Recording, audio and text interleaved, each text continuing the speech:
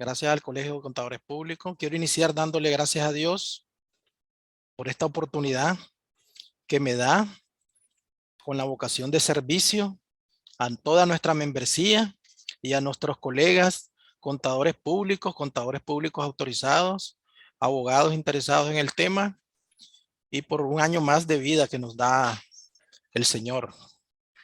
Dicho esto, podemos iniciar a, a desarrollar el tema que tenemos planeado para el día de hoy. Con el tema de recursos administrativos y quiero iniciar comentando un poco el nombre de la presentación.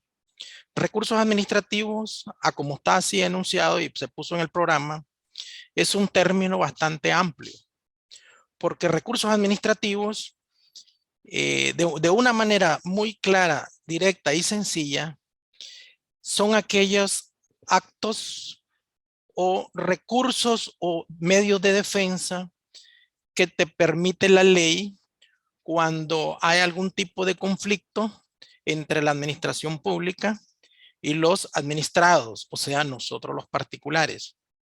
Entonces, recursos administrativos está en todos los ámbitos cuando existe esa relación estrecha entre administración pública, gobierno y administrado. Por lo tanto, puede existir una relación de carácter administrativa entre un ministerio, a manera de ejemplo, Ministerio de Transporte y Energía, y la relación que pueda tener contractual o de administración con los particulares, donde pueda existir un contrato de por medio de servicio entre los particulares y la administración o el Ministerio de Energía, el Ministerio de Transporte e Infraestructura.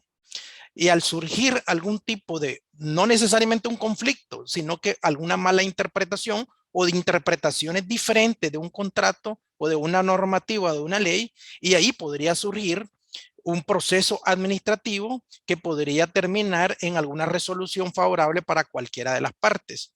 Entonces, el término de recursos administrativos va a estar siempre en el ámbito de gobierno administrado.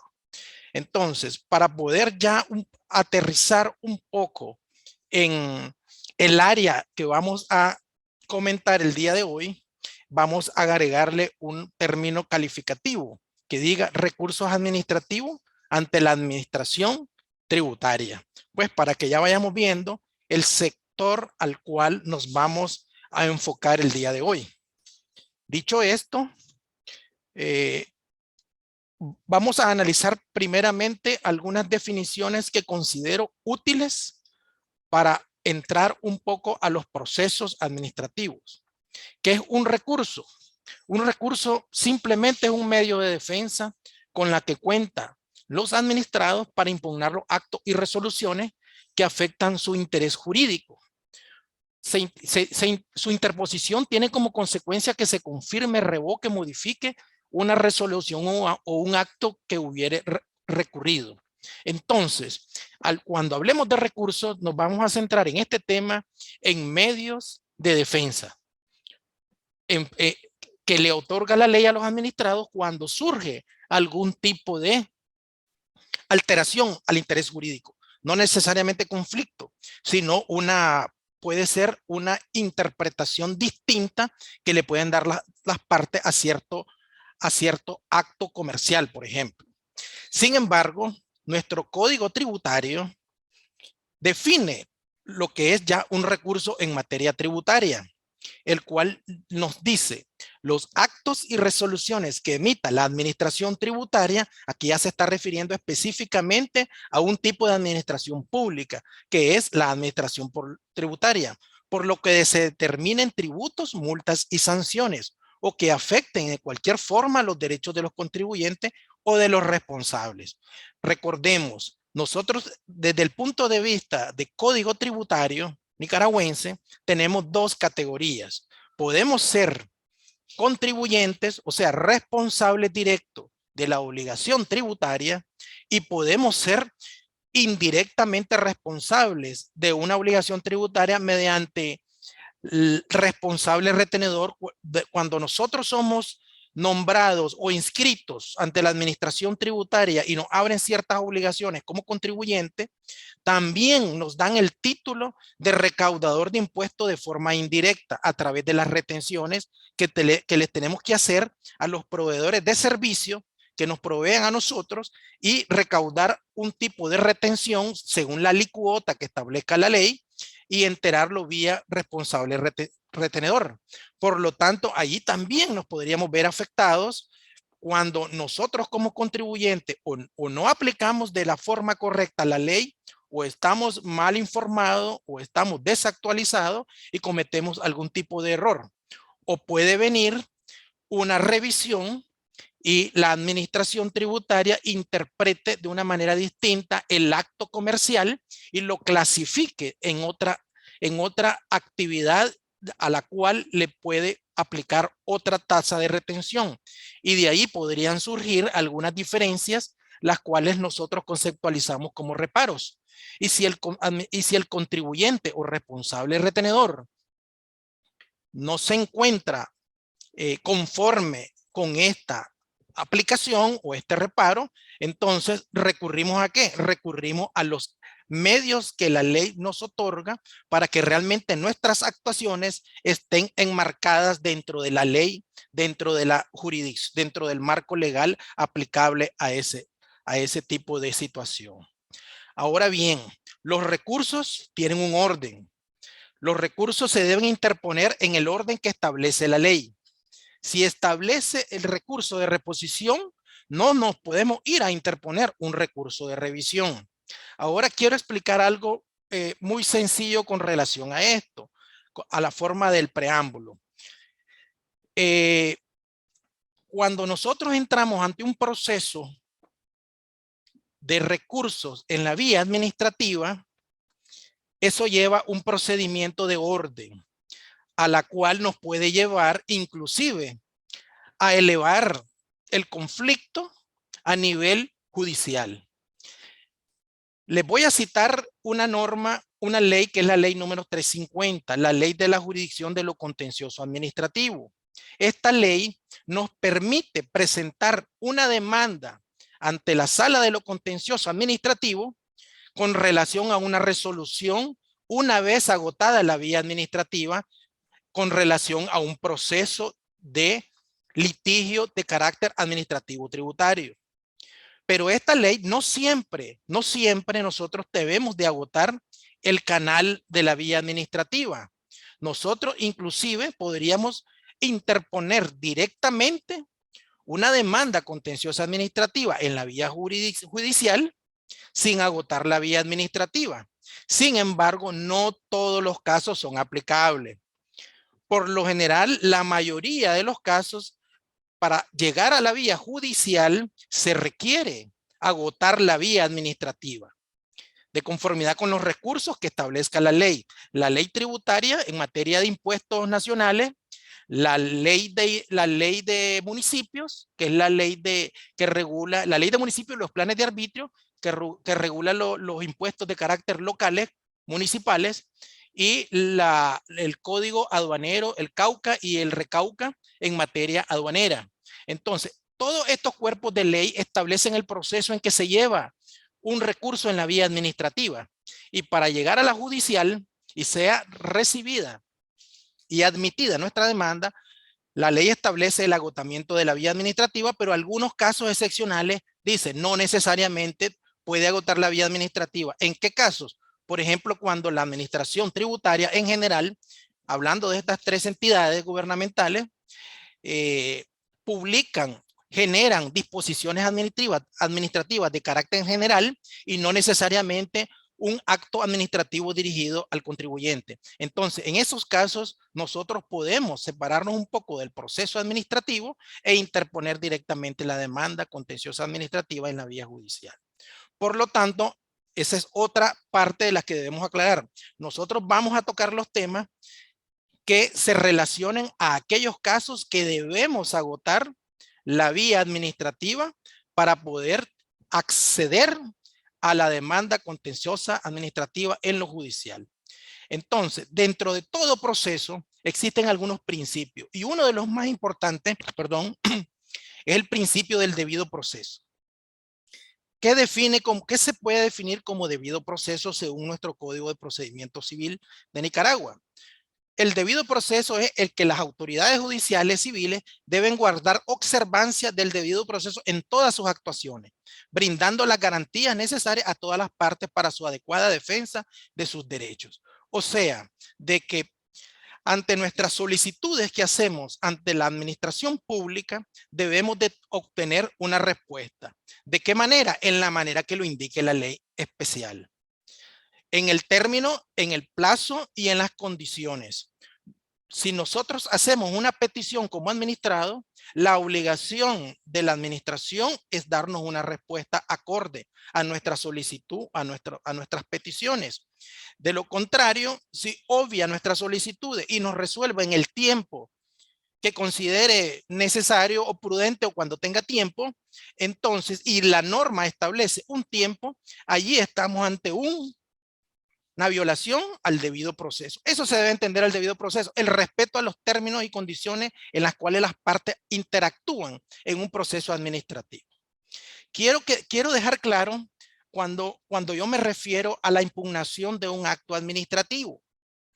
Un acto administrativo tributario tiene sus condiciones, por decirlo así, y tiene su definición. En el artículo 93 del Código Tributario, y ahí lo cito, al final del párrafo, el artículo del Código Tributario, cito el artículo 40 de la Ley 40, donde habla sobre los actos y resoluciones y disposiciones de carácter general o particular, en los que se determinen tributos, multas y sanciones que afecten los derechos del contribuyente o responsable, así como las omisiones emitidos que incurra la administración tributaria. Dicho eso, contamos con muy poco tiempo, por lo tanto, vamos a tratar de ir siendo muy puntuales. Un acto administrativo tiene que tener ciertos elementos para que se considere acto administrativo. Primero, la autoridad que emite una resolución o te aplique una sanción o te presente un reparo para que lo pagues, más las multas y mora, tiene que tener competencia la autoridad. O sea, que la ley le dé las facultades para que este funcionario público tenga esas facultades para efectuar ese acto administrativo. Si no tiene competencia, no se puede calificar como acto administrativo, por lo que le falta esa condición sine qua non. El objeto tiene que ser lícito, preciso y posible. O sea, no me pueden sancionar a mí aplicándome una sanción de que le pague con el cuarto de manzana de la luna, por ejemplo. O la obligación no es cuantificable a la cual estoy siendo sancionado. O me está pidiendo algo que realmente está al margen de la ley. Son elementos constitutivos de los actos administrativos. La finalidad pública la debe de tener intrínseca este acto administrativo. O sea que el funcionario público no está actuando como persona particular. Él está investido de una competencia, sus actuaciones dentro del marco legal y la finalidad tiene que tener una función pública. O sea, que cualquier pago de tributo tiene que ir dirigido a las arcas de la administración tributaria y no a una cuenta personal, a manera de ejemplo del funcionario. Toda resolución debe de venir debidamente motivada. No me pueden a mí imponer un reparo sin explicarme en qué consiste, cuáles fueron los criterios de la autoridad tributaria, de la administración tributaria, para la cual soy merecedor de esta sanción. El procedimiento tiene que ser un procedimiento regular, o sea, transparencia, licitud, competencia y tiene que estar debidamente motivada. Todos esos elementos, si se encuentran dentro de las actuaciones de los funcionarios públicos, estamos frente ante un verdadero acto administrativo y estamos ya dentro de la relación contribuyente-gobierno en términos de ley. Ok, los actos administrativos los podemos clasificar de diferentes maneras. Pero como lo que estamos viendo son recursos, medios de impugnación, entonces según su impugnabilidad, en la vía administrativa se pueden clasificar como actos que agotan la vía administrativa o actos que no agotan la vía administrativa o no necesariamente estamos agotando la vía administrativa. O sea que nosotros tenemos que tener claro en qué resolución o en qué recurso todavía estamos dentro de la vía administrativa y no la hemos agotado, para que una vez agotada podamos hacer uso, si estamos inconformes con las resoluciones de la administración, hacer uso de la vía judicial. Por lo tanto, tenemos que tener claro hasta dónde yo agoto la vía administrativa y cuándo no agoto la vía administrativa para conducir yo de manera correcta la defensa de mi cliente. Otra cosa muy importante en materia de recursos, y es el siguiente, de que los cuerpos de ley, a manera de ejemplo, el Código Tributario o la Ley 40 de ley de municipio, o el Cauca o Recauca o la Ley de autodespacho en materia aduanera, establecen ciertos procedimientos, ciertos recursos, ciertos elementos que deben llevar estas actuaciones. Pero sin embargo, como toda ley, no existe ley perfecta. Las leyes en muchos casos contienen algunos vacíos de los cuales no te dice cuál es el remedio procesal ante una situación en particular. Sin embargo, siempre te da la puerta de salida. El artículo 4 del Código Tributario dice que las situaciones que no se puedan resolver mediante las disposiciones de este código, o sea, se refiere al Código Tributario o a las leyes específicas sobre cada materia, serán reguladas supletoriamente por las normas del derecho común. Entonces nos preguntamos, ¿qué cosa es el derecho común?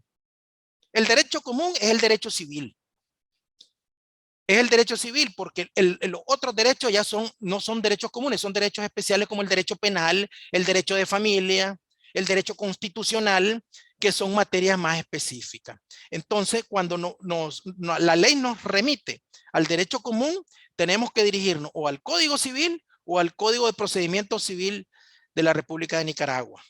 Este Código de Procedimiento Civil en su artículo 3 dice: este código constituirá la legislación supletoria para aquellas materias que no cuente total o parcialmente la norma procesal. Entonces veamos de qué hace un puente el Código Tributario con el Código de Procedimiento Civil, y ambas leyes se conectan de esa manera y dicen, váyase al Código Común, al derecho común, dice el Código Tributario. Y el Código de Procedimiento Civil dice, yo soy el que le voy a brindar el vacío que tiene la ley especial, yo como ley supletoria. Ahora, hay dos conceptos muy importantes que me gustaría que tuviéramos presente. Existe en materia de recursos dos tipos de conceptos que debemos de tener claro. Uno de ellos es el derecho sustantivo. Incluye todas aquellas normas legales que contienen las reglas sobre el contenido y los requisitos previos de las relaciones legales, como el surgimiento, cambio y disminución de los derechos. Ejemplo, el Código Civil. El Código Civil es el que establece las reglas sobre el contenido y requisito. En materia tributaria podemos decir de que nuestro marco normativo de carácter sustantivo es la Ley de Concertación Tributaria, podría ser uno de ellos. ¿Por qué? Porque la Ley de Concertación Tributaria es lo que nos indica cuáles son los tipos de renta que se graban, cuáles son los tipos de renta que se excluyen, cuáles son los gastos que son permitidos deducibles, cuáles no, etcétera. Entonces, nos estamos refiriendo a un derecho sustantivo. Y para una correcta defensa o de manera exitosa, debemos de manejar la ley sustantiva muy bien para después irnos ¿a qué? Al derecho adjetivo. El derecho adjetivo no es más que el derecho procedimental. Eso es lo que quiere decir el derecho adjetivo. El derecho procedimental que sirve para hacer cumplir el derecho sustantivo. O sea que si nosotros nos encontramos ante una situación donde la administración tributaria tiene una interpretación diferente a la que hace el contribuyente, entonces estamos discrepando en materia de derecho sustantivo. Pero ¿cómo voy a hacer yo ¿Cómo voy a hacer yo valer mi opinión, mi interpretación ante la administración tributaria? A través del procedimiento que me indica el derecho adjetivo, el procedimental. Nuestro código tributario conlleva ambas cosas. Conlleva el procedimiento que debemos de seguir en los recursos para impugnar algún tipo de actuaciones o resoluciones de la administración tributaria. La ley 40 también nos indica eso, y la ley en materia aduanera también en el Cauca y el Recauca nos indica cuáles son los tipos de recursos. Cuando estamos hablando de los tiempos, formas, elementos, términos, estamos hablando de procedimiento. Y cuando estamos hablando de que si la norma permite o no permite la deducción de este gasto, estamos hablando de contenido. Es algo que deberíamos de tener muy en cuenta en este tipo de asuntos. Otro concepto muy importante que recomiendo que se maneje de forma adecuada es el término silencio administrativo. Puede ser positivo o puede ser negativo. El silencio administrativo no es más que una sanción. La falta de resolución administrativa por incumplimiento de funciones conlleva la aplicación de sanciones establecidas en este código bajo el procedimiento que establezca la normativa institucional. ¿Qué significa silencio administrativo? Simple y sencillamente que yo presento mi reclamo con los términos y condiciones de ley, y la administración tributaria, de conformidad con la ley especial o procedimental, tiene un término o un plazo para responderme. Al no cumplir su obligación de resolver en tiempo, incurre en lo llamado, en lo que se conoce silencio administrativo. ¿Cuándo es positivo? Cuando la ley indica que si no me contesta en el término debido, se tendrá por aceptado mi posición, pero no aplica de forma automática, sino que lo que yo estoy pidiendo debe ser lícito y no ilícito. Y en esa situación es que me favorece el silencio administrativo positivo. Cuando la norma diga, cuando a usted no se le responda en el término de ley, se le tendrá por negada su petición. Entonces ahí estamos ante el término de silencio administrativo negativo. Pero en materia tributaria, nuestro código tributario es claro y dice de que cuando no hay resolución en todos los recursos en materia tributaria, es positivo. Lo indica textualmente la ley. El Tribunal Tributario Administrativo, que es el superior de la administración tributaria en materia de recursos, recordemos, superior en materia de recursos, no es un superior en materia administrativa, es en materia administrativa de recursos.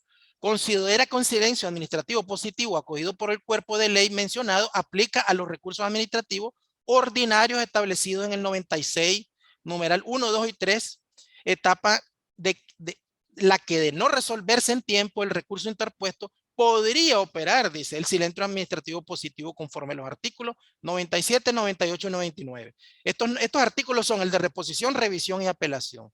Razón por la cual se debe rechazar de plano el alegato del recurrente, ya que mientras no se emita y se notifique la resolución determinativa correspondiente, no existe ninguna obligación tributaria determinada que le cause perjuicio. Esta es una resolución que yo estoy citando a manera de ejemplo. ¿Qué quiere decir esto?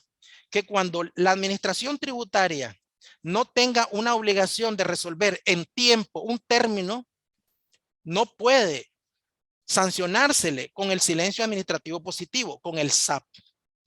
Debe haber un término de ley al cual obligue a la administración tributaria a responder. Y si contesta fuera de ese tiempo, entonces sí estaríamos ante el beneficio que nos da el silencio administrativo positivo.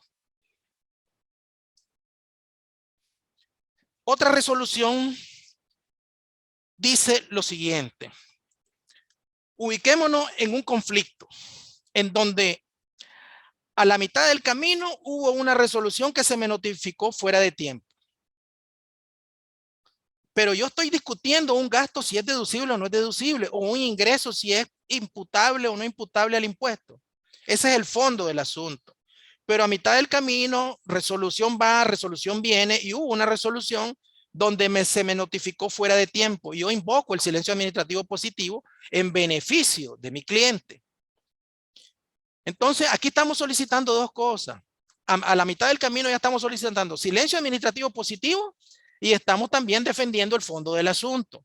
Cuando ya llegamos al superior de recursos, que en este caso es el Tribunal Aduanero y Tributario Administrativo, conocido como TATA por todos nosotros, la técnica jurisdiccional, por decirlo así, porque así lo hacen los tribunales de justicia en materia judicial, es que aquí hay dos peticiones. Una petición de forma, que es alegando una resolución fuera de tiempo, y una petición de fondo, alegando el fondo del asunto.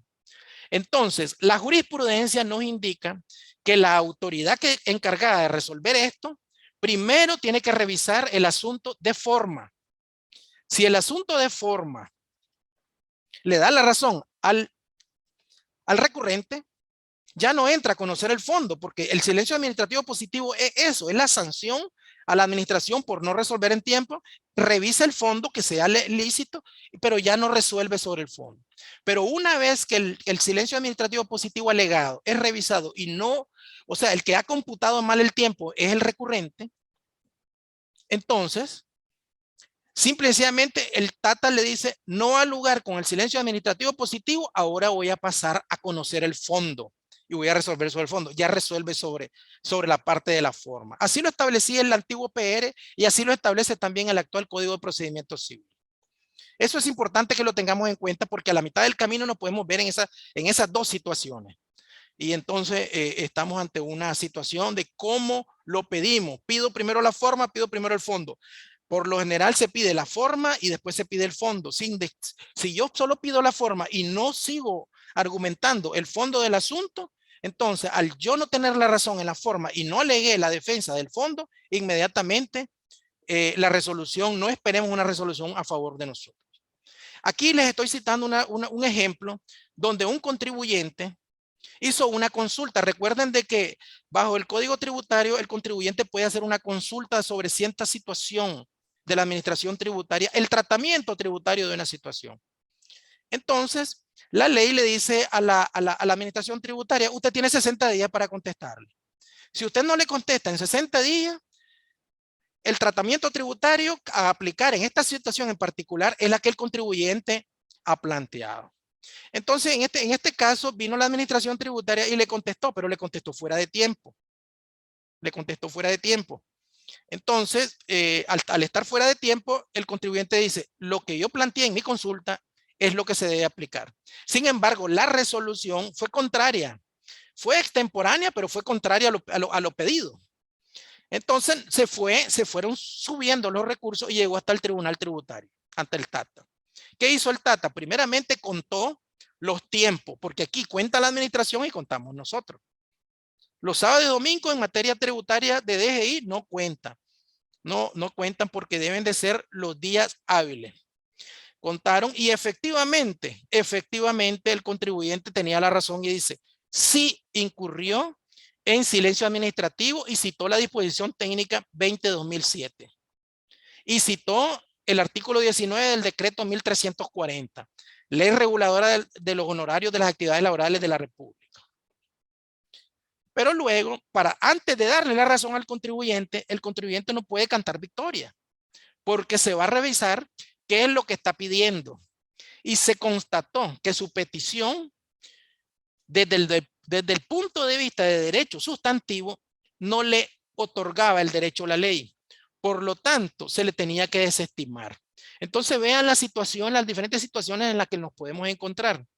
Podemos ganar en silencio administrativo positivo, pero yo estoy interpretando mal la ley. Y para eso está el Tribunal de Alzada. Para que cuente bien los días hábiles y para que revise el fondo del asunto. ¿De dónde surgen la mayoría de los conflictos? Yo digo la mayoría, porque por lo general la obligación tributaria se determina con la declaración del contribuyente y no pasa nada. Pero si estas declaraciones de los contribuyentes están sujetas a una acción fiscalizadora y llega una revisión, por lo general, si el contribuyente ha interpretado de manera incorrecta o el contribuyente no tiene soportado debidamente sus gastos o sus ingresos, va a ser sujeto a reparo. ¿Por qué? Porque la administración tributaria tiene la facultad, de conformidad con el artículo 147, de hacer una revisión. Obviamente que hay un procedimiento. ¿verdad? Hay un procedimiento y unas condiciones. Una vez que la fiscalización se ha concluido, dice el artículo 147, la notificación de reparo tiene que ser firmado por el titular. Entonces, en materia de recursos, nosotros tenemos que estar, el consejo es que debemos de estar atentos a los detalles, porque en algún tropiezo pudiera ser relevante para nuestro proceso. Este es el ejemplo de una credencial cuando nosotros recibimos una fiscalización. La mayoría de los colegas las conocemos y hemos estado en esa situación. Y una vez que nos han notificado una fiscalización, ellos tienen un formato al cual le llaman requerimiento de información tributaria, parecido a este.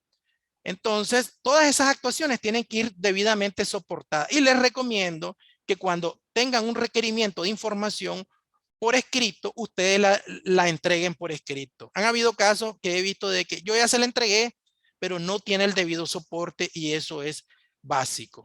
Y una vez que ha finalizado la auditoría de conformidad con la ley, el auditor debe dejar una comunicación de finalización de la auditoría y una estimación de los montos que van a reparar. Estos son ejemplos. Luego vendrá una cédula, mediante cédula tributaria, un acta de cargo donde sí ya nos explican de una forma detallada cuáles son los reparos, ajustes, sanciones a las cuales estamos sujetos. Y recuerden, la motivación es importante. Debidamente motivada. Una resolución que no está debidamente motivada es incompleta. Luego vamos a conocer la diferencia entre lo que es el nacimiento y la determinación de la obligación tributaria, porque lo que estamos hablando son de obligaciones tributarias. Pero debemos de estar claro cuándo nace o cuándo se determina. Son conceptos muy distintos. La obligación tributaria es la relación jurídica que emana de la ley. O sea, ¿cuándo nace una obligación? Cuando se produce el hecho generador. Artículo 12 del Código Tributario. Ejemplo, yo soy comerciante y yo tengo un inventario a la venta. Cuando yo vendo un producto, nace una obligación tributaria, posiblemente un IVA, porque esa mercadería está sujeta a gravamen de impuesto al valor agregado, pero el hecho generador es la venta, lo que me hace nacer la obligación tributaria, pero no está determinada la obligación. Por eso les explicaba de que son conceptos distintos. Cuando yo determino esa obligación, cuando yo la declaro, yo vengo, la cuantifico, la mido y la meto dentro de la declaración y la subo al sistema, o antes la presentaba en la ventanilla con el sello de recibido. Allí ya se determinó la obligación tributaria, ¿verdad? Entonces tenemos que tener claro esos dos conceptos, cuando nace y cuando se determina.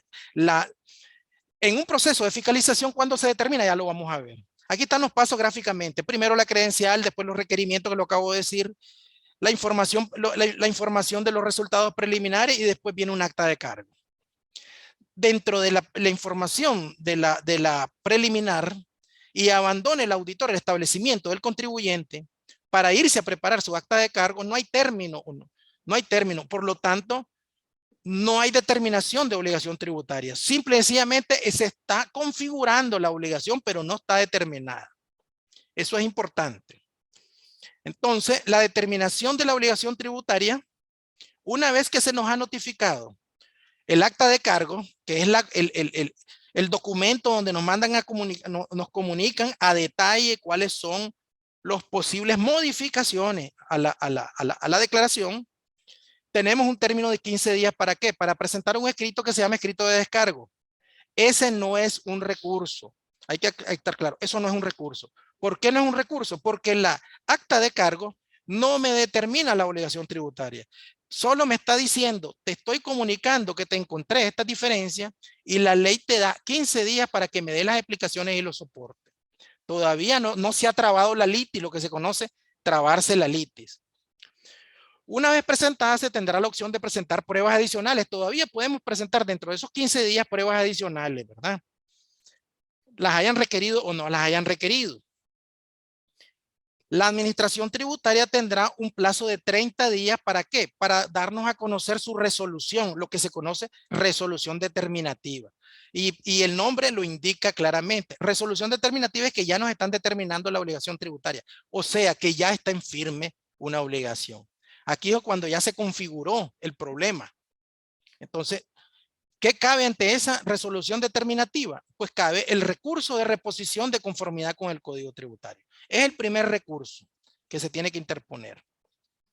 Hablemos un poco de los requisitos que tiene que conllevar la resolución determinativa. Todos estos elementos que les estoy mostrando, uno los tiene que, por decir algo, como un checklist. Ver que la resolución determinativa conlleve estos elementos para que sea válida, hasta culminar con la firma del funcionario autorizado, ¿verdad? El incumplimiento de los trámites legales de las notificaciones no surtirán efecto. Artículo 87. O sea que si todos estos elementos los conlleva la resolución determinativa, pero no es debidamente notificada, no surte efecto. O sea que tenemos que tener una notificación. Pero para eso nosotros en nuestro escrito tuvimos que haber puesto ¿qué? Una dirección para notificaciones. Han habido casos donde el contribuyente se emociona con el escrito y se le olvidó poner la dirección para notificaciones.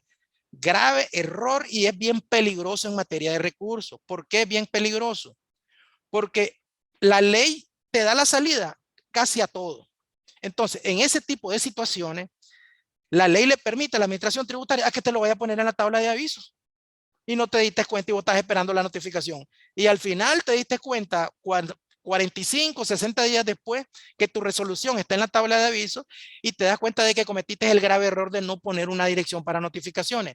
Y está bien ponchado el contribuyente en ese sentido. Son detallitos, como decía un profesor de Derecho Civil, en los detalles está metido el diablo. Entonces, nosotros tenemos, la administración tributaria es bien detallista también. Entonces, ser detallista es casi eficiente o es ser eficiente en este tipo de materia. Ser detallista equivale a ser eficiente. Este es un formulario de la resolución determinativa, la cual lo puse para que más o menos nos ubicáramos en el formato y nos viene detallando de forma clara y precisa cuáles son los reparos. Entonces, ahora ya vimos el contenido de una resolución determinativa. Ahora veamos el contenido de nuestros recursos. O sea, ambas partes tenemos que cumplir con los elementos de forma. Tenemos que dirigirnos al funcionario correcto. Tenemos que identificarnos con RUC o cédula de identidad, apellidos generales de ley, reseñar el acto o disposición objetada, la razón en que le impugno. Yo no puedo decir que me opongo porque me opongo. Yo tengo que explicar la razón por qué impugno un acto administrativo. Tengo que detallar la relación de los hechos de una forma coherente, sencilla, pero clara. Tengo que hacer peticiones. Supongamos que todo eso yo lo hice, pero al final no pido nada. Entonces dice, usted me presentó un recurso con la reseña de los actos, con su resolución, lo que me impugna, la relación de los hechos bien clara, pero al final no pidió. Y si usted no me pide, yo no le puedo resolver. ¿Cuál es la ventaja que tenemos en materia administrativa con relación a este tipo de situaciones? Es que la ley, como estamos entre una relación de administrado con administración pública o poder público o gobierno, allí el más débil es el contribuyente en materia de recursos. Esto sucede como en materia laboral. Un litigio entre el empleador y el empleado, ¿quién es el más débil? La ley dice, el empleado es el más débil. Entonces, el empleado le permite, la ley le permite al empleado subsanar algunos errores, ¿verdad? De procedimentales. En este caso también, si hay un elemento que un recurso no lo lleva, la ley le obliga a la administración a decirle, señor, usted no ha señalado la dirección para notificación y le doy 10 días para que me lo presente nuevamente. De lo contrario, si no lo presenta o no subsana, su recurso quedará desierto, como que usted no interpuso ninguno. Entonces, el contenido de los recursos es muy importante. El artículo 94 en el Código Tributario, ustedes lo van a encontrar y pueden hacer cuando estén preparando un recurso, hagan una especie de checklist con el artículo 94. Y yo le agrego algo que no tiene el 94 y se los puse en rojo, medios de prueba. Los medios de prueba no lo dice el artículo 94, pero por ahí está el artículo 89 y 92 del mismo Código Tributario que dice, el que pretenda hacer valer sus pretensiones, los tiene que probar y me tiene que decir con qué medios lo va a probar. Entonces yo le agrego un elemento más al contenido de los recursos. Muy importante porque yo vengo y hago el checklist del artículo 94 y digo, yo estoy cumpliendo con todos los requisitos y el contenido de los recursos, pero me olvidé de que yo tengo que proveer pruebas y medios de prueba para sustentar mis peticiones. Por lo tanto, lo incluí dentro de los requisitos. Uno de los recursos que no está dentro del Código Tributario es el famoso recurso de aclaración y corrección de resoluciones. Cuando nosotros recibimos una resolución a la cual es confusa, por decir algo que me determina un impuesto al inicio en el considerando por una cantidad y en la parte resolutiva de la resolución me dice, el considerando dice que son 100 millones y en la parte resolutiva dice que son 150 millones. Entonces, ante eso no hay una salida bajo el Código Tributario, pero nos vamos al artículo 4 que nos da la supletoriedad, y el artículo 208 del Código de Procedimiento Civil dice, usted puede pedir dentro de 3 días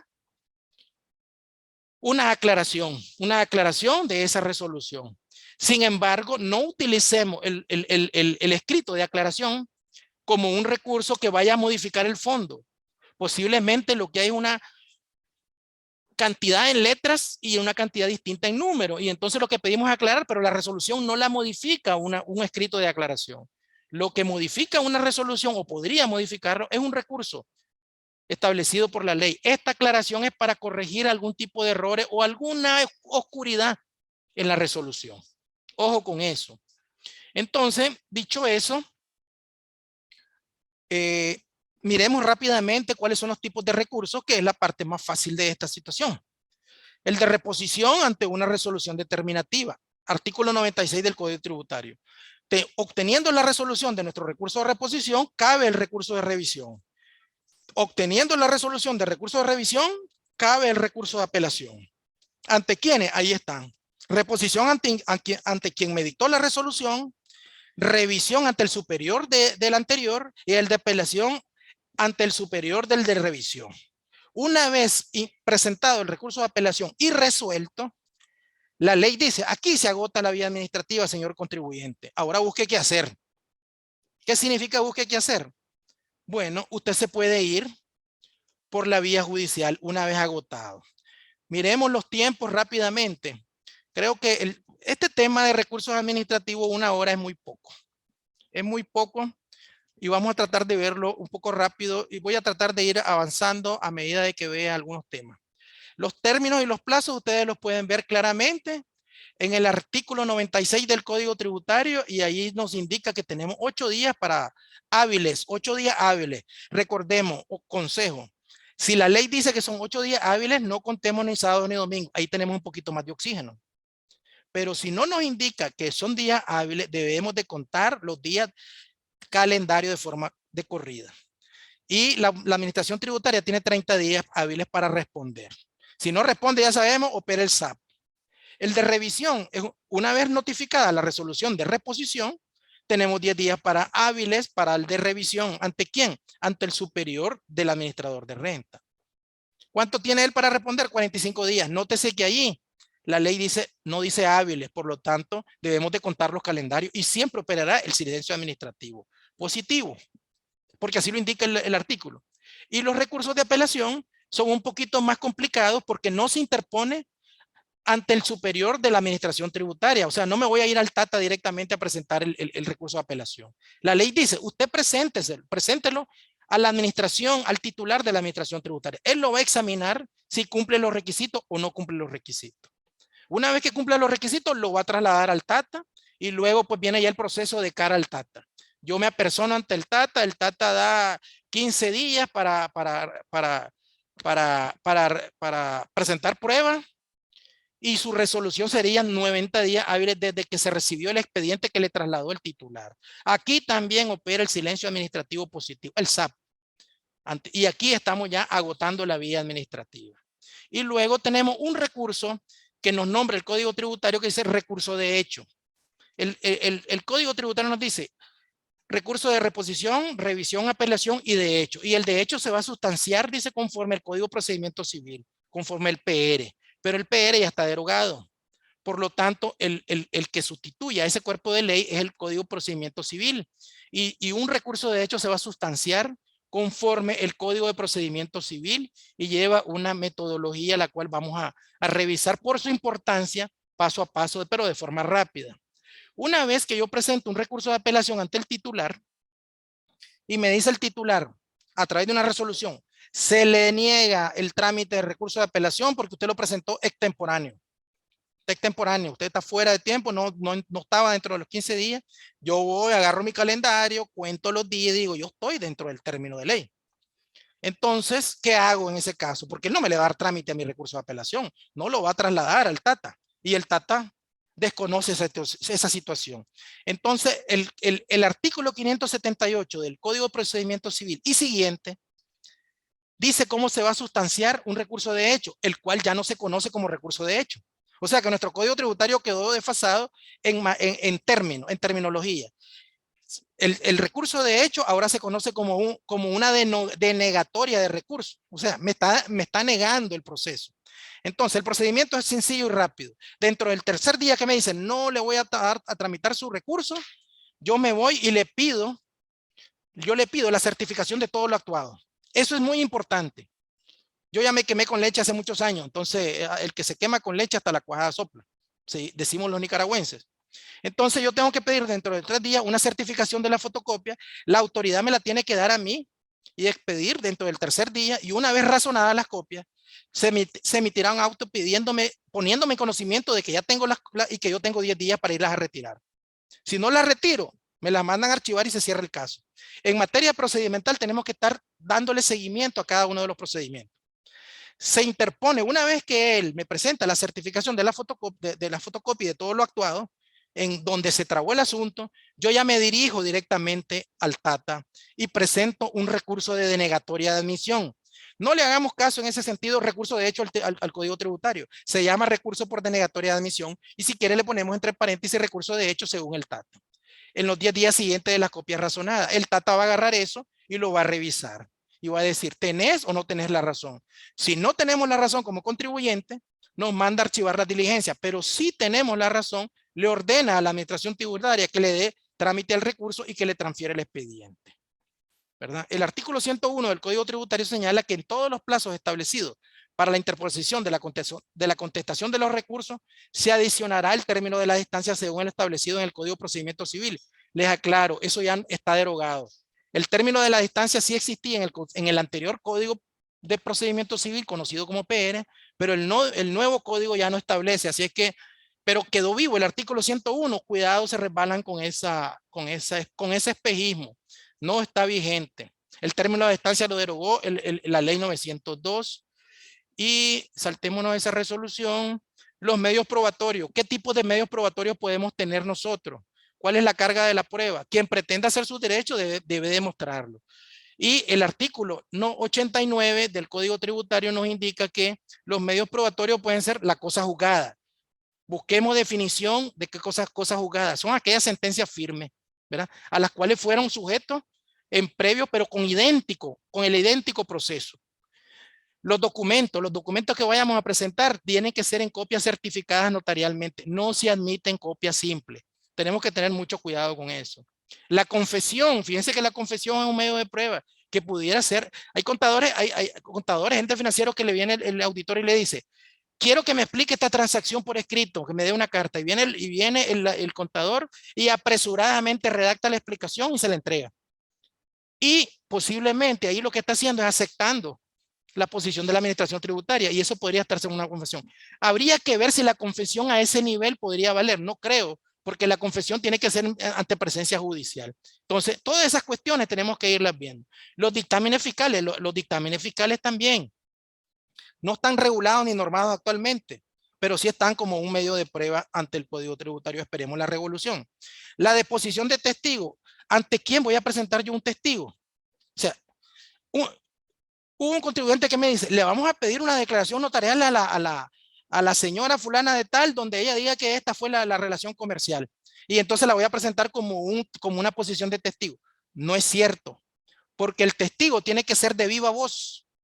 Entonces la confesión, la declaración notarial se vuelve una prueba documental y no una de testifical. Ahí tenemos que tener la diferencia entre los medios de prueba.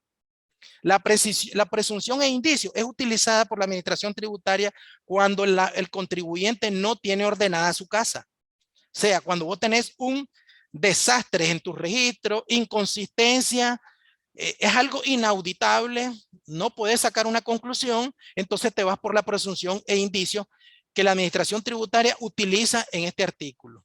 y otros medios de prueba que pueden ser tecnológicos, técnicamente soportables, etcétera, ¿verdad? Entonces, hay que revisar bien los medios de prueba de los cuales nos podemos valer.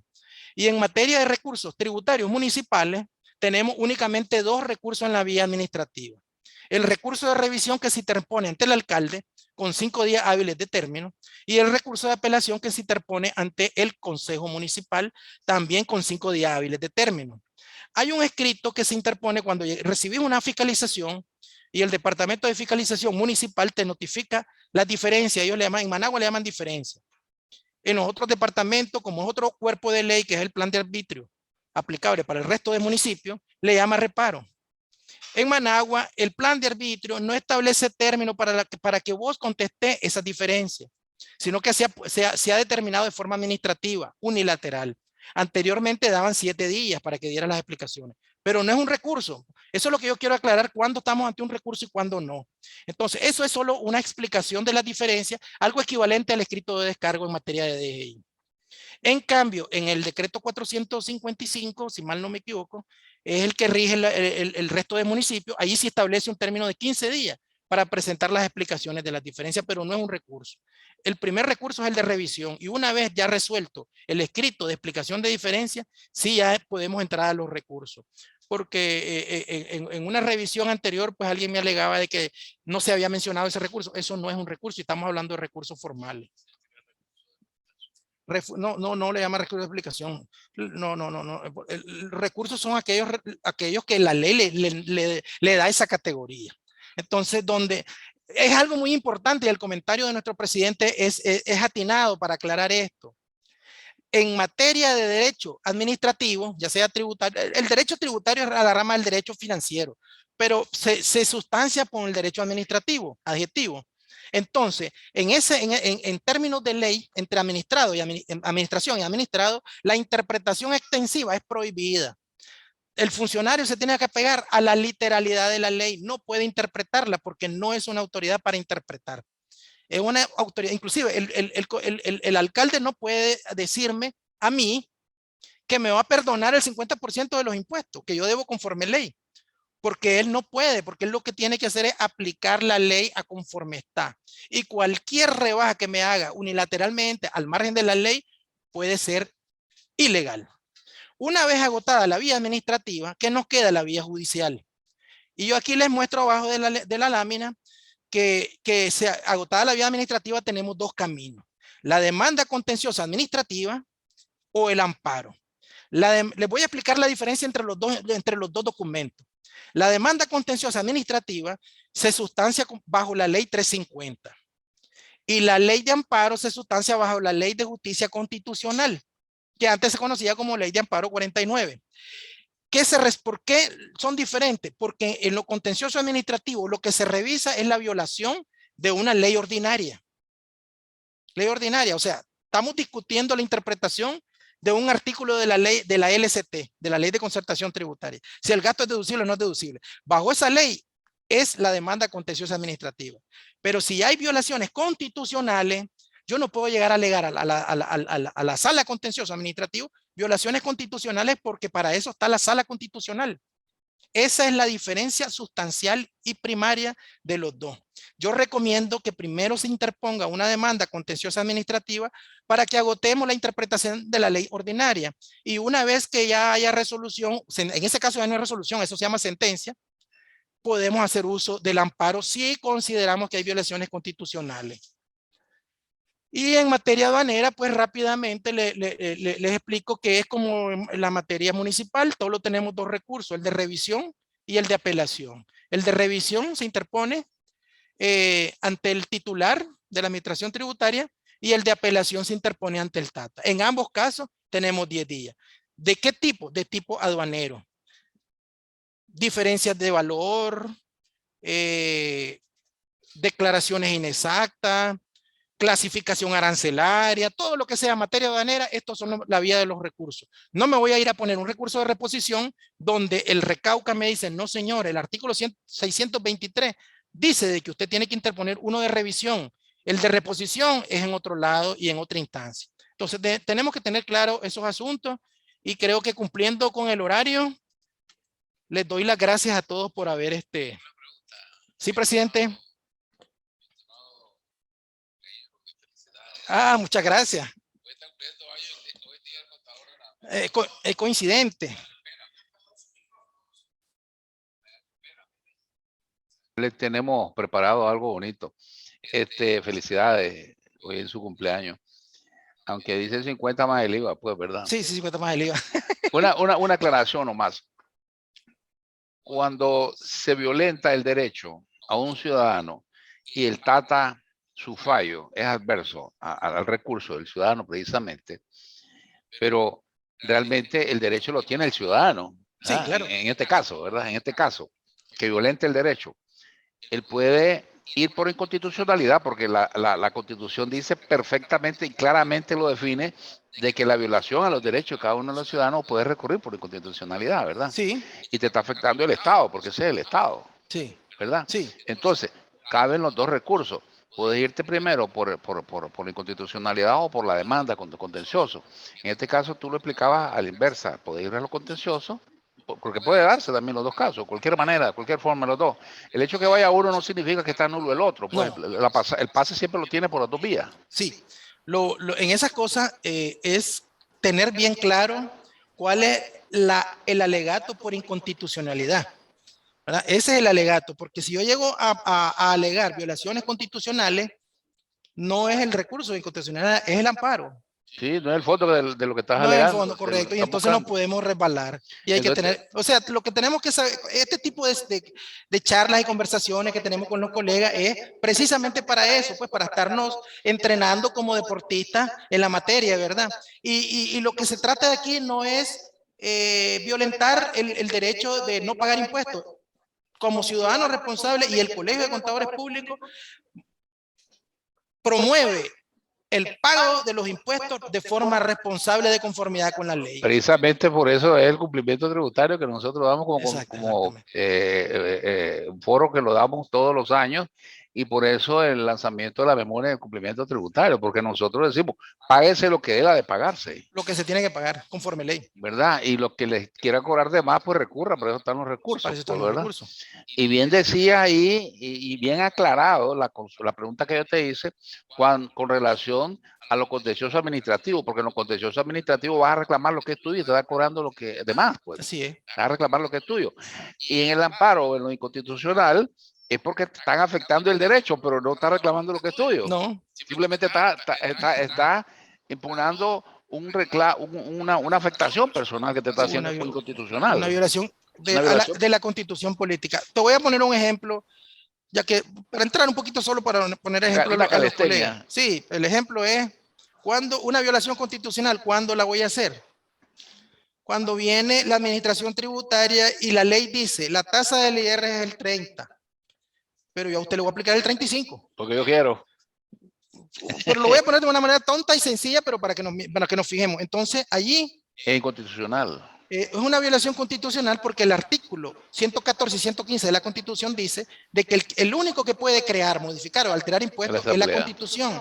Entonces, el funcionario administrativo que no es constitucionalista como la Asamblea no puede modificar o alterar esa tasa. Entonces, ahí encontramos una violación constitucional. Las dos. Las dos. Entonces, puede ir de recursos de por constitucional y por lo contencioso administrativo también. Lo que pasa es que la ley 350 te dice de que una vez agotada la vía contenciosa administrativa, tenés 30 días para el amparo. Exactamente. ¿Verdad? Entonces, ¿para qué estar con dos? Porque, a ver, yo no recomiendo de que pongamos la demanda contenciosa administrativa y el amparo a la misma vez, porque ¿qué pasa si sale una sentencia a favor y la otra en contra? Hay un conflicto. Entonces va a haber un conflicto. Entonces, como decía un amigo mío, que en paz descanse, yo lo quería mucho, las sanganadas en orden, profesor. Váyase en orden, demanda contenciosa administrativa y después se va al amparo para que vaya paso a paso. Ese es el orden. Ese es el que yo recomiendo. Debería de ser. Ese es el que yo recomiendo. Debería de ser, porque va a reclamar lo que por derecho te corresponde, pues, algo que vas a impugnar un acto y vas a ir en contra, y es demandar al Tata en este caso, y al mismo director de ingresos, pues, es decir, te va a los dos, porque uno, el director de ingresos en revisión, te puede confirmar, y el Tata te confirma también lo del director de ingresos, entonces demandas a los dos. A los dos los demandas. A los dos los demandas en lo contencioso administrativo. Ya si pasa lo contencioso falla en contra tuya, te va a lo inconstitucional, tenés ese último Y no es el último, porque no te vas a la Corte Centroamericana, Sí, también. ¿verdad? Recurrir a la Corte Centroamericana. Pero ya de va con los Justicia. pies hinchados. Pero ya va desbaratado, Ya ya va va con los pies hinchados. desbaratado. Nosotros que quisimos hacer este movimiento últimamente porque es interesante, muchos se quedan en el camino y dicen, no, yo no recurro porque me voy a colorear y mira, son 50,000 pesos, mejor los voy a pagar. Entonces me van a quitar la multa y mejor los pago. Pero ¿qué pasa ahí, Reinaldo? Que deja un precedente que sí aceptaste que fuiste defraudador fiscal. Lo que pasa es que ahí es lo que se llaman hechos consentidos. Y si me lo vuelven a aplicar el mismo objeto, me lo puede utilizar la administración tributaria como un precedente que yo estoy consentimiento estás aceptando. y aceptando, ¿verdad? Y entonces hace uso de los recursos y si llega a la vía judicial, el judicial va a determinar que si realmente esa aceptación es un hecho consentido o simplemente fue una equivocación de interpretación de la ley del contribuyente. Eso es peligroso, pues, en materia tributaria. Sí, porque poder inclusive, y sentado precedente en primer lugar y en segundo lugar, hacia el futuro te pueden decir, sos reincidente porque ya cometiste el error y lo volviste a cometer, porque vos aceptaste un hecho. Es un hecho de consentimiento que está consintiendo que realmente ese es el tratamiento. Y usted dijo algo muy importante. Yo no demando ese porque me voy a colorear. Yo no demando porque no quiero sentir, no quiero que el gobierno sienta que me estoy peleando. Entonces, un cliente me dijo, quiero demandar, ya agotamos la vía administrativa, presénteme la demanda contenciosa. Está en su derecho. Claro. Se la preparo, la hice. Pero cuando ya presenta la demanda contenciosa administrativa, no te cubre la suspensión del acto, solo los recursos administrativos. Los tenés que solicitar. Solo, entonces, pero te lo dan bajo ciertas condiciones. Si quieres darte lo demás. Entonces, pero de repente vos seguís trabajando, sigue importando, pero ya la solvencia está bloqueada. Te bloquea la vez. Me voy a la administración de renta con el contribuyente, que es un inversionista extranjero, y le explico que es un inversionista extranjero, tiene unos camiones para importar, y le dice, la demanda, pero que usted está demandando, así me lo dijo, usted está demandando, usted está peleando con nosotros. Sí. Entonces le digo yo, mire, licenciada, con todo respeto, quiero aclararle una cosa. No es que el inversionista quiera pelear con el gobierno, es el remedio procesal que me da la ley. El derecho. Es el derecho procesal, ¿verdad? Para que realmente se revise por otra instancia, pero no es porque yo quiera demandarlo por demandarlo, es porque si él demanda está en su derecho. Pero que usted está demandando, está peleando con el Estado, pues de cierta manera, técnicamente sí, pero es un remedio procesal que tenemos que cumplir. Así es, definitivamente, Reinaldo, así es. Y yo quiero decirte que a mí me encantan los recursos también, tú sabes que me encantan los recursos. Le encanta meterse problemas. Sí. Y siempre nos encanta, ¿verdad? Y siempre mi recomendación a los clientes o a las personas, a las empresas que tienen reparo y que realmente son reparos que no son justificados, pues, ¿verdad? De parte de la administración tributaria, hay que recurrir. Siempre hay que recurrir, porque una negociación, aunque sea una negociación y te quite multa, etcétera, etcétera, siempre va a quedar en el expediente ahí del cliente algo. Solo haría una aclaración en ese sentido. Hay que recurrir siempre y cuando nosotros estemos convencidos de que tenés la razón. Cuando uno recurre por recurrir y alargar el proceso, eso se llama litigar temerariamente y de mala fe. Porque entonces yo voy alargando la resolución para el pago. Y eso inclusive es sancionable también. Claro. Entonces al contribuyente hay que orientarlo bien y decirle, no señor, aquí no tenés la razón, pero es que yo quiero recurrir para tener tiempo. Eso es litigar temerariamente y pudieran acusarnos de que estamos actuando de mala fe. Y causar más daños a la empresa. Causar más daño. Entonces todas esas cosas hay que aclarárselo a los clientes para que estemos dentro del marco. Así es, bueno, muchísimas gracias, Reinaldo, por esta conferencia que siempre es un tema interesante.